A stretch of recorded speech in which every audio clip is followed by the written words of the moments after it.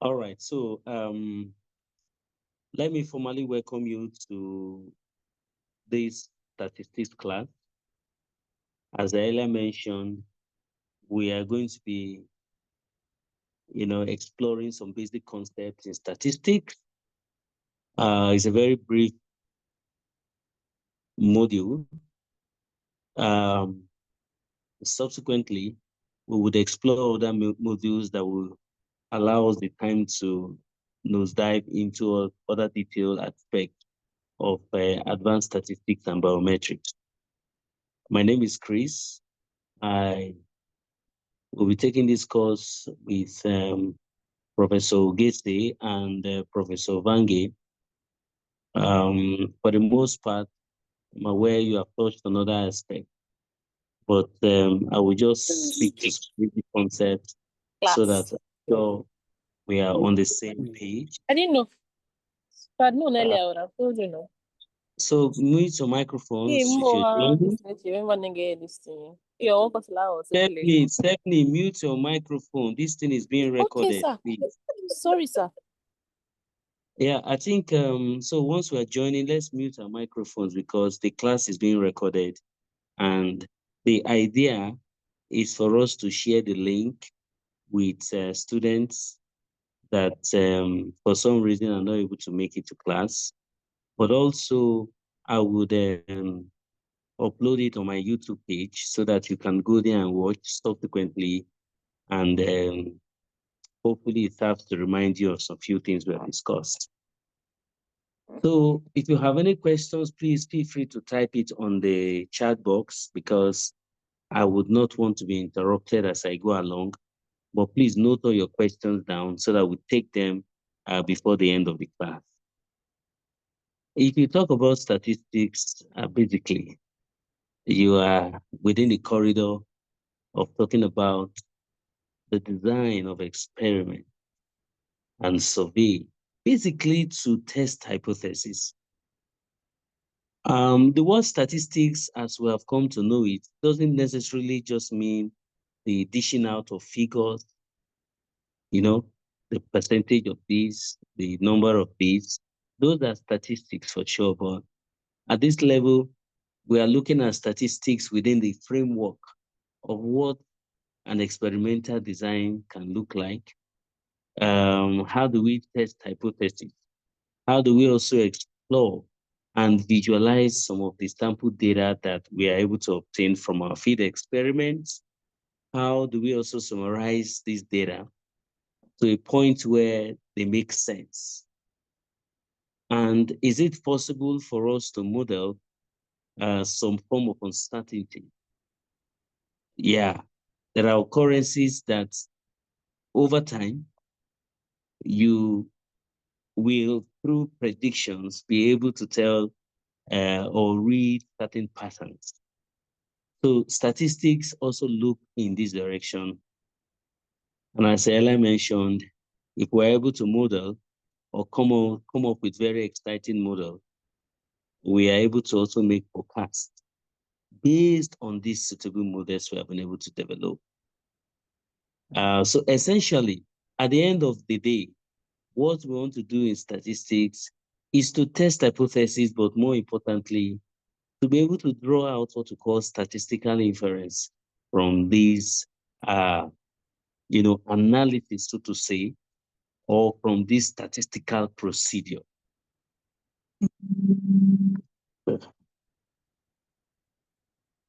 So let us say one or two things about the history of statistics. Where did statistics really, what is the concept? Where did it really begin from?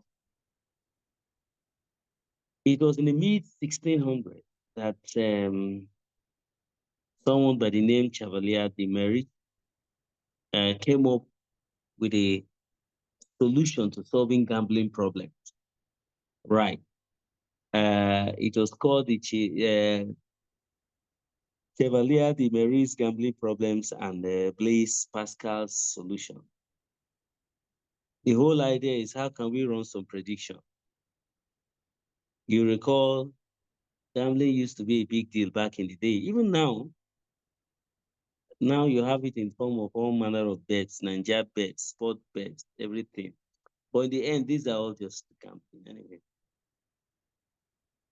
It has also been traced back to the 1700s, where Abraham, the Movies publication, um, of course, made history. That publication was titled The Doctrine of Chance, and this was published in the mid 1700s. And by the 1900s, William Steele Goethe had developed some formulae or some formulas, specifically in the calculation of standard error of mean. We'll come to speak to some of those details later on. But just to give you an idea of how these things or the concept of statistics, have developed over time. From there, we see in the 1900s where the development of t-test, analysis of variance, and other non-parametric statistics, um, you know, became very popular in that, of course, in the first quarter of the 1900s. So there are some terminologies we must come to terms with. You cannot be a statistician or a student of statistics if you don't understand certain terms. Recall when I started, I told you that statistics, as we know today, have come to be popularly known as just some figures representing some concept or some, individuals or group of persons. But I think it's more than that. So statistics have come to a point where you, at this level of postgraduate education, should be able to define it as a set of methods or procedures or rules used for organizing, one, two, summarizing, three, interpreting information. If these three keywords are not contained in your definition, then you are probably just dishing out some figures. Again, it is a set of methods. Number one, it's a set of methods. It's a methodological uh, concept, or we call procedures with some guiding rules that is used for organizing, summarizing, and then interpreting or for the interpretation of data. So this is the general definition, yeah? But then what becomes the difference between statistics and parameters? We have heard of that word before. So as I said, why statistics can be said to refer to some dished values of figures in a general sense. We've got what we call parameters. These are items for making judgments, right? But for the purpose of this class, we would it, as I've captured it here, it would be better for us to speak of statistical methods. We would not dive into the general concept, so to say. So what do we do in statistics? Use of symbols. Use of symbols. You can't run away from this. In fact, for the most part, I think this is what differentiates the girls from the women, right?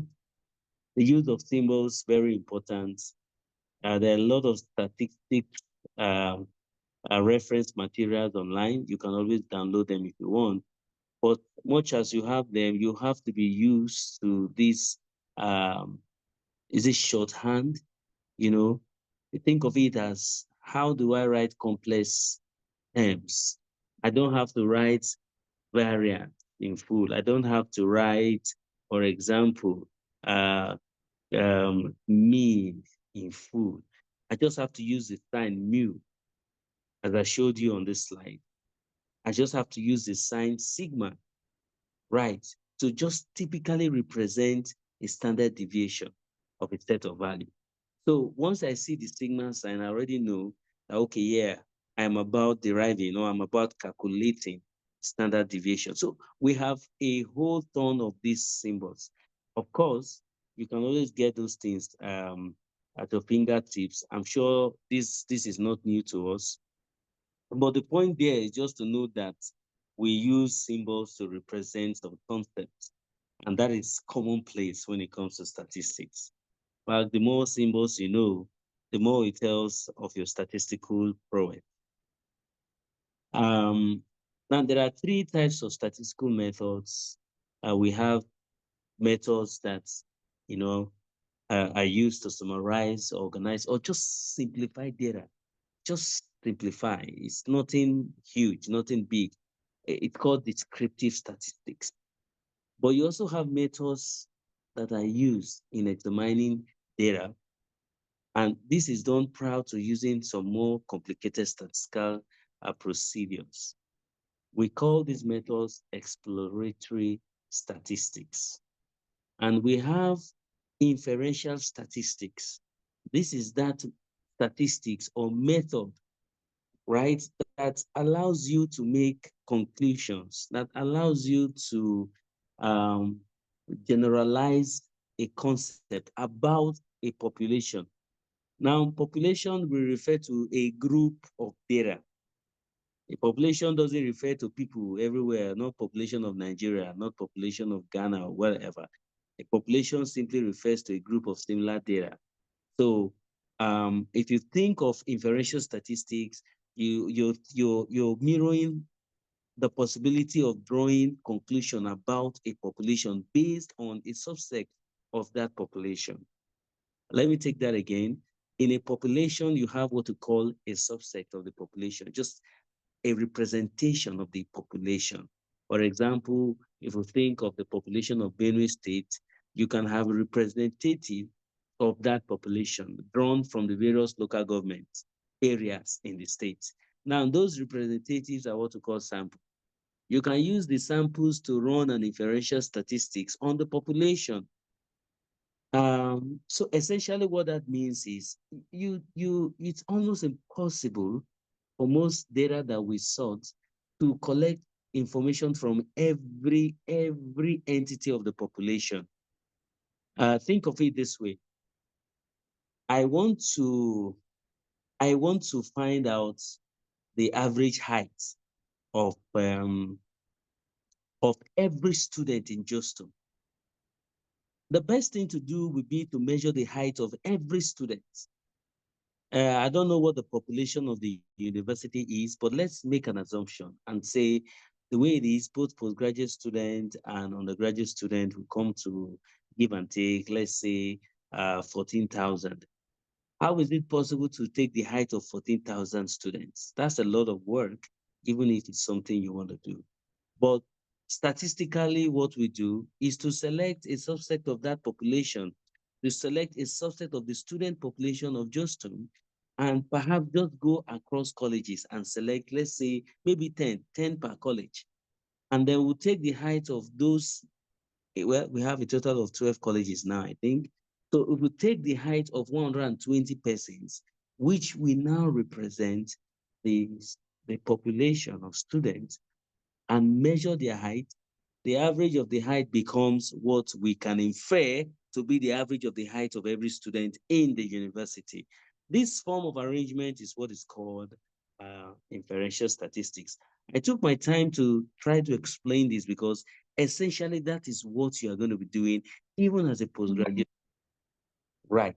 Even as a postgraduate student, that is what you are eventually going to be doing, right? You want to be running various, let's say, if you like, experiment, and at the end of the experiment, you want to start drawing conclusion.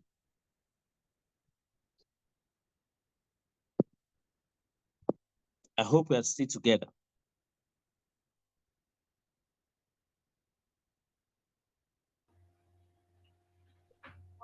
Yes, sir. Okay. Everyone is still here, right? Let me be sure that we are following. Yes, Yes, sir. yes, sir. We are together. Yes, sir. We're together. Okay. All right. Okay, so essentially, these three forms of statistics must be at your fingertips. Again, let me repeat it. The first type is the descriptive, which is very rudimentary, the exploratory, and then the inferential. is at the inferential that you can beat your chest and say you have done quite a number of things.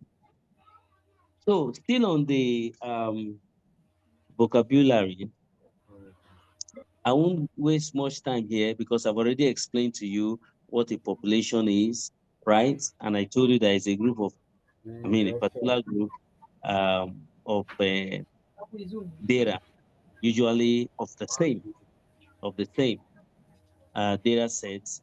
I put here, for example, the all let's say freshmen, these newly admitted students, right?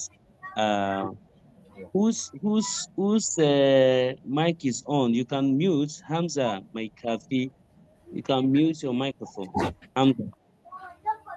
Okay, sir. So you can have that number of number of males over the age of 21. All those things basically just represents a population, right?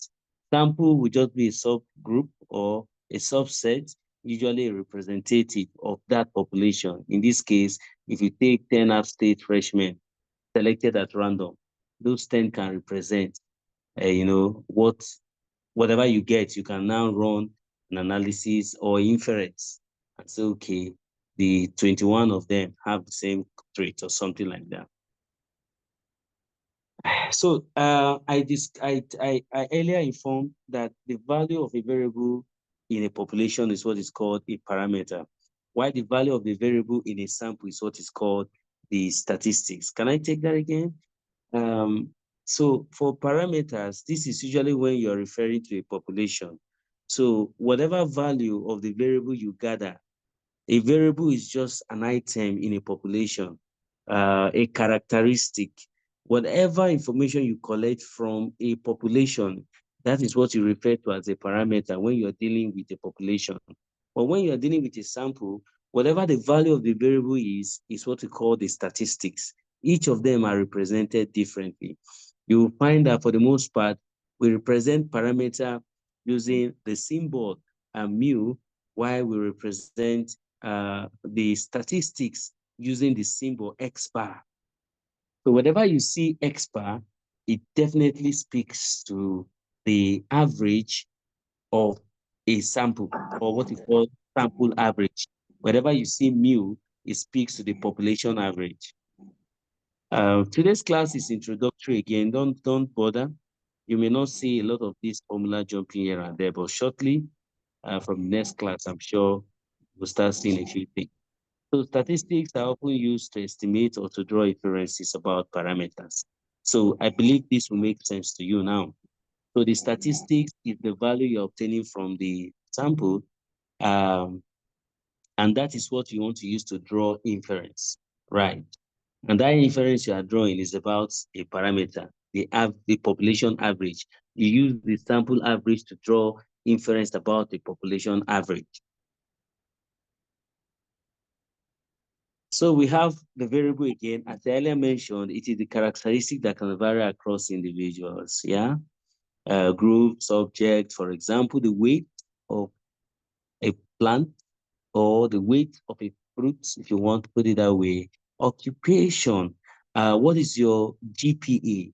What is your level of anxiety? These are all variables that can be tested, right? So we will look at various types of variables, but the value is the numerical value of a particular realization of a variable. Let's explain this. For instance, if the variable is weight, let's take weight as a variable, right? So a bag of rice weighs 50 kg. What it means is the value of the variable of the bag of rice is 50. If a bag of rice weighs 100 kg, what it means is that the value of the variable of that bag of rice now is 100. So don't think that variables and value are the same. No, the value is the numerical value of a particular of the variable. The variable is the characteristics. For example, the variable in this case is the weight. The variable is the weight. The 50 kg is the value. The variable is the weight. The variable refers to a characteristics. It can be anything. It can be complexion of the skin. It can be height. It can be heat. It can be, just think of it. Whatever changes, whatever shows some level of what do you call it now? Dynamics when tested is referred to as a variable. But the value attached to it is the value of the variable.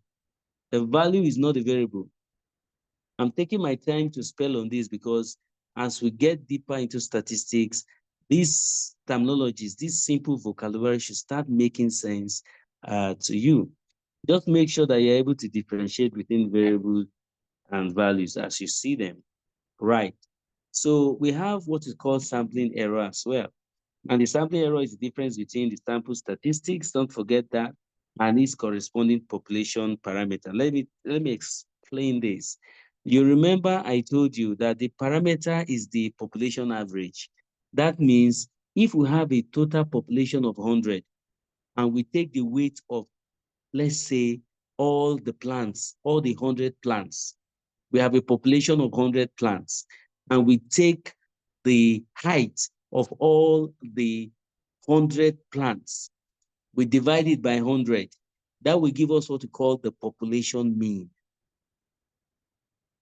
We have a population of plants, 100.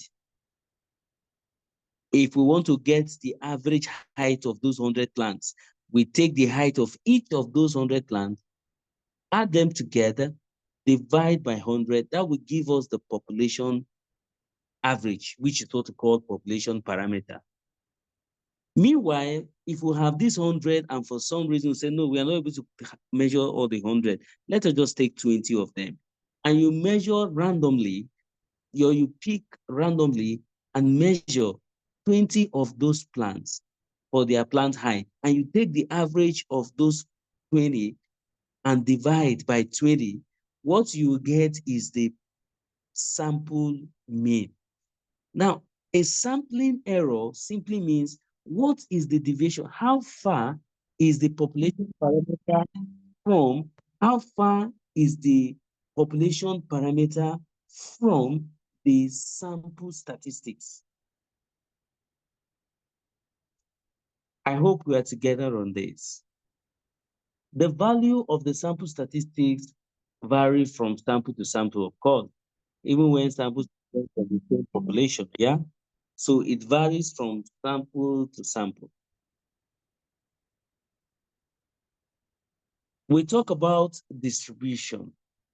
This is another terminology. Distribution simply means an organized arrangement of, a set of data by order of magnitude, yeah? So it's a sequential listing of data points from the lowest to the highest. Distribution, the different types of distribution. There is the frequency distribution here. We list sequentially all the data points combined with the number of times they occur in the population. So here we have what we call the frequency distribution. I'm sure you did this some time ago. You have what we call the empirical distribution. Right, this one is distribution according to test scores or distribution according to weight, height, etc. We have what we call the theoretical distribution. This one here is distribution according to, let's say, the grade record exam scores, what we call GRE, the grade record exam. Magdalene, mute your microphone, please. Magdalene Uredo. So you have all those things from time to time popping out, or it could also be just the distribution of GPA scores if you want for all just graduate students. But essentially, what we find here is while the one deals with empirical data, the other one deals with theoretical data. Another concept I would like to introduce you guys to is the concept of what we call validity. Internal versus external validity. This is a concept we need to talk about briefly. Now, the internal validity simply concerned itself with whether the method or procedure used in the study warrants the conclusion drawn from the study. Right. What I've done, this procedure that I've used, this experimental procedure or this ABCD that I use in this, is it enough to rely on? Is it enough or is it even adequate to help make conclusions from the study that I've done? The other type of validity is what we call the external validity. And this one concerns itself with the extent to which the results obtained on the sample can be used to generalize the target population. It's called external validity. Why internal validity deals with the internal procedure, what you use. Is it enough to draw conclusion? External validity speaks to the quantity of data that was used when you want to draw conclusion about a population. Think about it this way. You want to mention the number of, the rate of, let's say, malaria in Benue State, and you go to only 2 hospitals to go and collect data. Is that enough to now come up and say Benue State has over 70% malaria-infected children? You went to only 2 hospitals out of the over 200 and something hospitals, and you go for 2. So that is when you criticize such procedure, it is called external validity. But when you look at it this way, the way I'm obtaining this data for my mosquito infection, is it okay? Am I using the right tool? When you begin to query those things, you are speaking to internal validity. Okay. So we talk about statistical procedures as tools for research. So we are coming home to what we really want to talk about. And there are different types of, research studies, or what you call different types of statistical procedure. And depending on what you want to do, it depends on the kind of research you want to run, right? It depends on the kind of research you want to run. There are tons and tons of statistical procedure, trust me. But let's speak to a few of them. You have what we call the correlational method of research. This one just looks at what is the relationship between A and B. What is the relationship between A and B? For example, what is the relationship between the yield of groundnut and kernel size? This is a question that can be asked.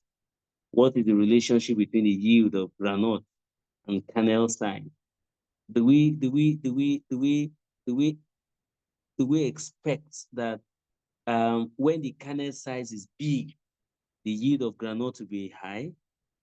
Or when the kernel size is small, the yield of groundnut to be high? Or when the kernel size is large, the yield will also be large? And when it is small, the yield will be small. So how do you test this kind of research? You do that by what we call a correlational method of research. But you must note that no cause and effect relationship is postulated here, right? And correlation does not necessarily imply causation. It's not because the kernel size is small that the groundnut yield is high. No. So again, you just test the relationship, but it doesn't really mean that one is directly or biologically influencing the other. So the fact that there is a positive correlation, it does not necessarily mean that it is biological. Right, but we'll come to others as we go. We'll talk about correlation, talk about regression as well. Okay, so we have the experimental method. This is simple, where a researcher just, uses, some methods to establish cause and effect relationship. Right. So here you put in something and you watch out. For example, as a nematologist, I can put in some nematodes and see how those nematodes impact on the overall health of the crop. Now, that is the cause and effect relationship. But we call this kind of ones experimental method, right? Because here the researcher is manipulating one variable, which is usually the independent variable, and seeing how that this goes to affect a second variable, which is what we call the dependent variable, right? And ensuring at the same time that all other variables are controlled. Those are the extraneous variables, right? So you have another type of experiment called the quasi-experiment. This is similar, of course, to like an ideal experiment, but it's not, because here the independent variable is not manipulated by the researcher. It's called a quasi-experiment. Think of it this way. Now, let's say we want to study the effect of sex on a GR 901 performance, right? So we want to see, does the gender affect the performance of students taking a GR 901? So what the researcher will simply do is just to compare the performance of the males and females at the end, which is an independent variable. That's all. Now, this kind of experiment may look as if, yeah, it is true. Yeah, if we compare the performance of the male and we see that the male perform more than the females, or the females perform more than the male, yes, that gives us an idea of a cause and effect. It is not necessarily the gender that is at play. So there are other factors in the male that you cannot control. There are other factors in the females too that are beyond your control. So even though it looks as if, yes, you can use this as a method to judge performance, we refer to this kind of experiment as quasi, because there are things that are in there, right? The independent variable is not really manipulated by the researcher. You didn't manipulate anything, except the fact that you find me as a man with nothing in my head, and you say I have to do. No, it's not because I'm a man that I should be brilliant, or it's not because I'm a female that I should be brilliant. Right. So other factors may be at play. So even though the gender is there, it's not something the researcher can manipulate. It's called a quasi experiment. I just thought that is one of the ones that can bring very closely so that you can understand. So another thing we do is to measure. So regardless of the kind of experiment you're doing, you definitely will need to do some measurement, right? So there are different tools, but there's a rule here.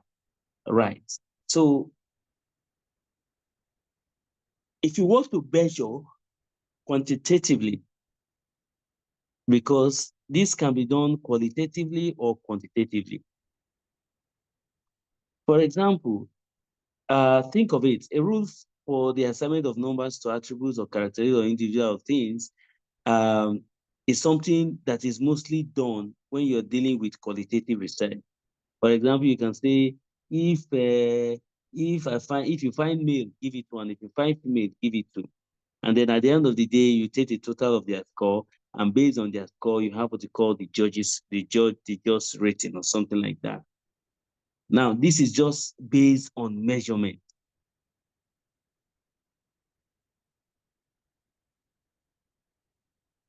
So you have different scales when you're using measurements, right?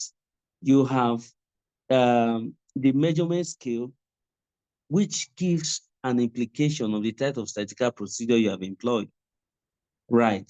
Some statistical procedures can assume a certain level of measurements. Now, whether those measurements are used or not, basically they are categorized into either they being nominal, ordinal, or scale, or run at a scale of what we call interval or ratio. I'll take you through each of them, don't worry. Now, what is the nominal measurement? A nominal measurement simply refers to a measurement that is used in the application of purposes, right? You just have different categories, and you can label, right? You can label item based on their gender, based on their, year of entry. For example, undergraduate student, postgraduate student. This is a nominal measurement or nominal classification, right? And we refer to this one sometimes as qualitative measurement. It's not something you can measure. You can't measure undergraduate. You can't measure postgraduate.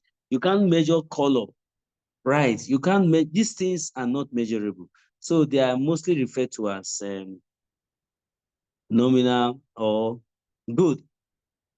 All right. I don't know if I mentioned, okay, no, I didn't mention that.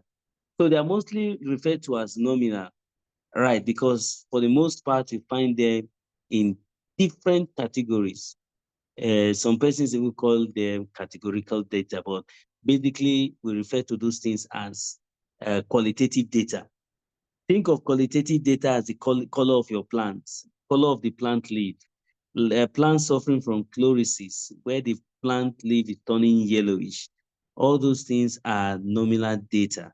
You cannot measure them. You can only observe, you can only categorize, right? There are different types of nominal data, but of course, it's just to note here that this one is the lowest form of measurement because sometimes it can be subjective. What may appear green in my eyes may appear light green to somebody else. Another person can just come and see it as yellow. And if someone takes is high on tramadol, that one may come and call it white. So it just depends on what each person is saying and their interpretation of that, categorical data, if you put it that way. Okay.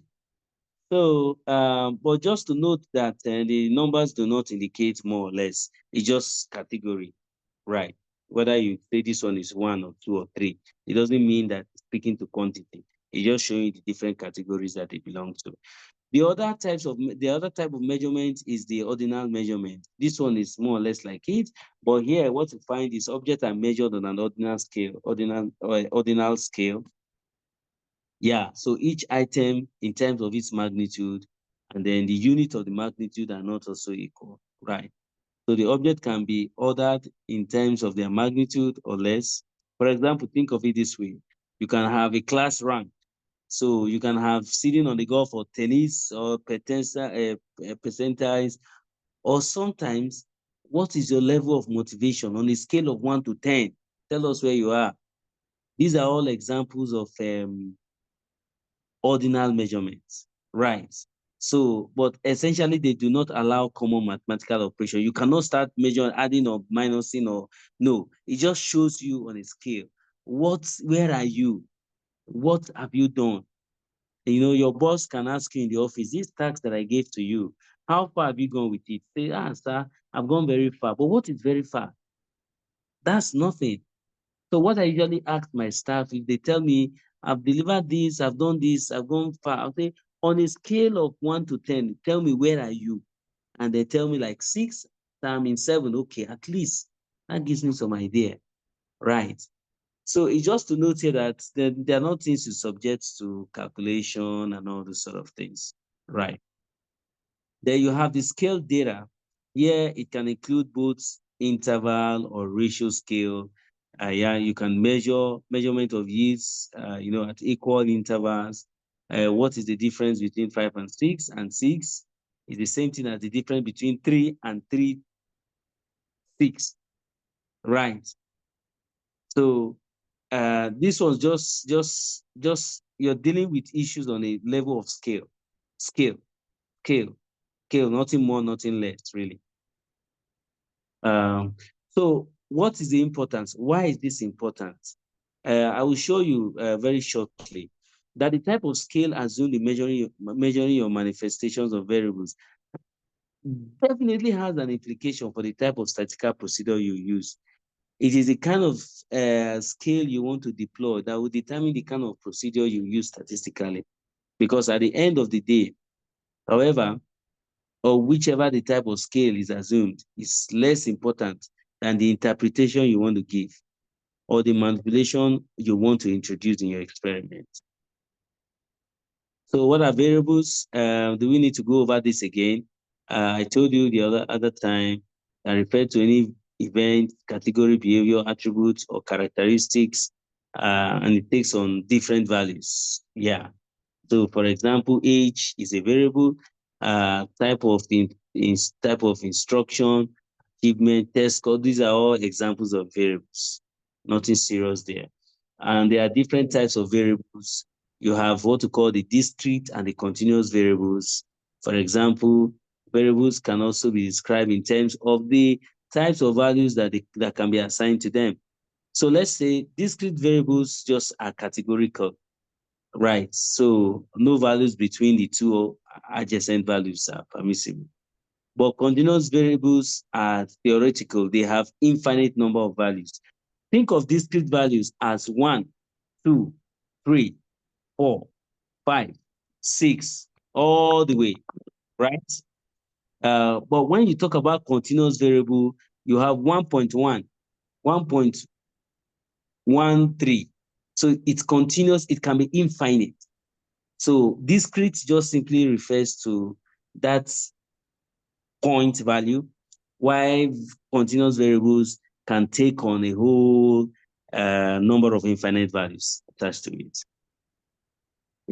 I'm sure you have heard of this terminology: independent variable, dependent variable, extraneous variable, confounding variable, intervening variables. Now, all this simply means they're just basic terminologies. For example, independent variable simply refers to the true independent variable. So this is a variable that is whose value is not dependent on another. Just use it verbally for what it is. And they are used when in an experiment. They are also used when some level of manipulation is involved and in a controlled setting as well. You have the quasi-independent variables. These ones, they occur naturally, right? And they can be organic. They can also be endorsed or induced in a quasi experiment. You have the dependent variables. This one depends on the law of cause and effect. So basically, this one depends on an independent variable, right? This just depends on something. It changes depending on the triggers, right? And they are usually displayed as outcomes. Because this happened, and they can be measured. And the dependent variables are a function of independent variable, as I earlier mentioned. Look at this, what do you call it now? This very brief explanatory formula here. You can see here you have dv is equals to a function of papa if, where dv just refers to the dependent variable, and this one if refers to the independent variable. So what this is just saying is the dependent variable is a function of the independent variable every time, every time, every time, right? For example, see here, I don't know if this kind of equation is true in our universities these days, but ceteris paribus, all things being equal, your academic achievement should be a function of your hours of study, right? But whether this works with students of these days is what I don't know. But we expect that the more hours you give into your study, the more you're able to assimilate what you're reading, and it should be able to translate to some level of, good grades. So you have the extraneous again. These extraneous variables, as I mentioned, they are not. They're just somewhere down in there. They are nuisance, right? Or controlled variables. They are irrelevant to the focus of the study, but they can also affect the interpretation of the results you get. So you must keep an eye. Example: time of the day, side of the building, age of school building, sex of the investigator, sequence of events. All these are just different types of extraneous variable, right? How does time of the day affect anything, right? So you maybe just give an example with this. You want to, for example, look at the effect of fertilizer application on a crop. Now, you forget the fact that some crops are actually phototropic, or they are actually photosensitive. Right. And then you just think you can use any crop at any time without keeping in mind the light or the sunlight duration of the day. Just to keep in mind that as PG students, you have to think about this. Most times we don't think of what the possible extraneous variables are when we run our experiment. But the point here is, as you conduct your experiment, you must ask yourself, what are those factors that can affect my experiment? Right. I was teaching in class one day, and somebody mentioned that thieves can be extraneous variables, because if they come and steal your fruit or whatever it is. But and that is true. So anything that is outside the framework of what you want to do, what can affect it is a variable, and you must keep an eye. Then you have the last one here, which is a confounding variable. These are extraneous variables whose effects on the dependent variable cannot be distinguished from those of the independent variable, right? They are actually extraneous variables. But the problem here is that their own effect on the dependent variable cannot be distinguished from their effect on the independent variable. So it makes for a lot of problems. It's something you want to look at. And this one usually occur when an extraneous variable is correlated with one or more independent variables. The last one is the intervening variables. We refer to this as the black box variable. And it was invented to account for some internal or unobservable physiological processes that intervene with the independent and dependent variables. Again, these are things you don't know, you cannot tell, but it is there, and we recognize the fact that sometimes you cannot account for certain things. So these variables do exist, but they cannot be accounted for, yeah? So think of it this way. For example, you have learning intervenes between teaching and achievement, right? So I just put this formula there just to guide independent variable. In between them, you can have the intervening variable that is actually affecting the dependent variable. But we don't know, we don't see this for the most part. Okay, and you have the continuous variables. Again, this one just showed you some numerical set data, which can be classified as continuous or discrete.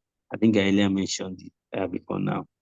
Okay, the discrete variables, cost, characterized by gaps in the measurement and typically represent counts of things.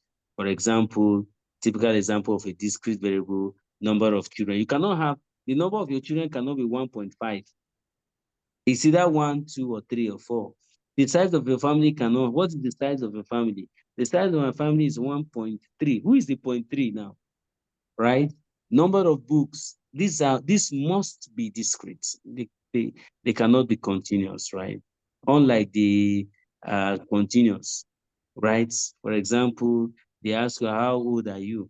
Most times we say, okay, I am 25. Well, you're not really 25. How old are you? You remove all the months that are left, or the months that you have used from your last age, and you just say, I am 25 or I'm 20. Right. But in actual sense, I am 23 months or 25 months.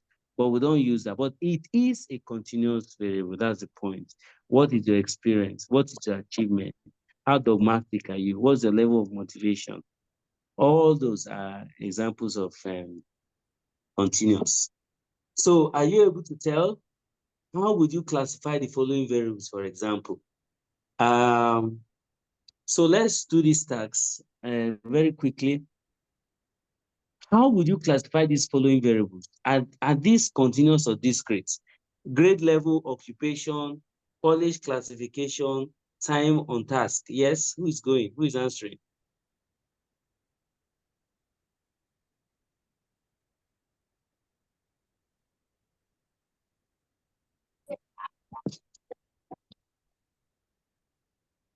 Nobody is talking. Who is talking? So what do you think?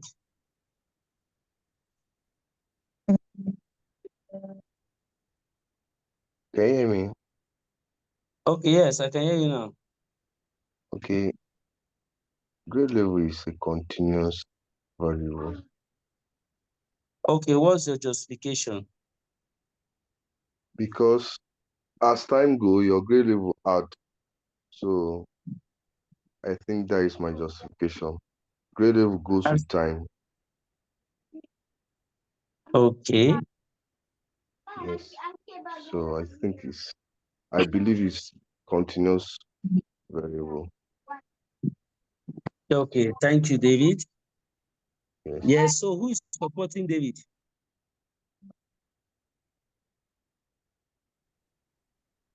Hello, sir. Yes. Okay. On the contrary, I think grade level is a discrete variable because you cannot say you are in 1.5 level, 1.50 level, something like that. It can be either 100 or 200 or 300. Okay, grade Hmm. level. Grade. Okay, grade level, yes, same thing. I'm still saying the same thing.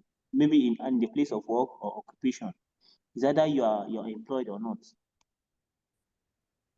So it's discrete. Okay. It's discrete. The only thing that is continuous is time on task.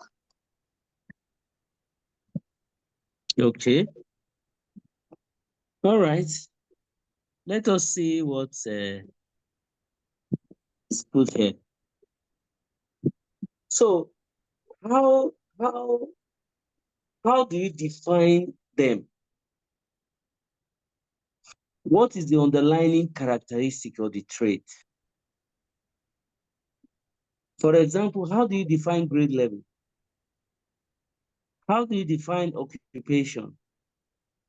How do you define college classification? How do you define time on task? Now, grade level 1, grade level 2, grade level 3, if that is the definition, that means it is discrete. College classification, 100 level, 200 level, 300 level, 400 level. If that is the definition, it is discrete. Time on task, 1 hour 30 minutes, 1 hour 40 minutes, whatever. Continuous. Occupation. How do you define occupation?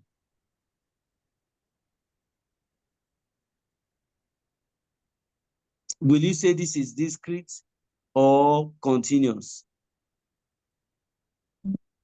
It becomes discrete because you are either here or there or there. You are defining yourself, I'm a businesswoman, I'm a this. It cannot be on this point, this point, this point, that.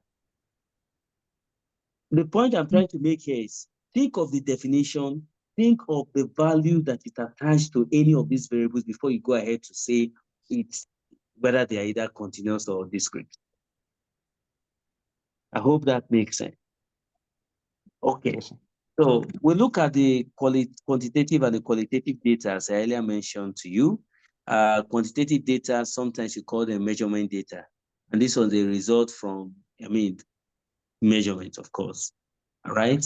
And they typically involve the use of some measuring instrument. For example, plant height, number of crops, number of flowers. All these are quantitative data because they involve some level of measurement, same diameter, and all that. You can measure them. You can also state the instrument used in measuring them. But qualitative data, we refer to this as categorical. Most times, it depends on how you want to do your grouping, right? So they result from counting the occurrences of a particular variable. For example, color is a qualitative data, right? It can range and range depending on personal interpretation sometimes, right? So you have all those things jumping from here and here. So we are going to end today's class at this point. But I hope you have been able to get or learn one or two things from just the basics, introducing you to some few concepts in statistics. Hopefully, you would find the time to listen to this lecture over and over again. And then if you have any questions, you can always let me know, all right? So let me take questions at this point.